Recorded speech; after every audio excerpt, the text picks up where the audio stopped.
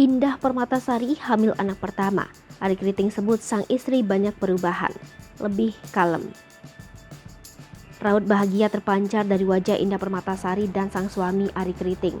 Pasalnya Indah Permatasari kini tengah mengandung anak pertama dengan usia kehamilan 6 bulan. Selama istrinya hamil, Ari Kriting mengaku bahwa Indah Permatasari mengalami banyak perubahan. Melihat perubahan yang terjadi pada sang istri yang tiba-tiba tak sering ngomel, Ari Kriting mengaku kaget dan menilai istrinya lebih sabar dibanding tahun sebelumnya. Hingga Ari Kriting berharap sang istri terus hamil.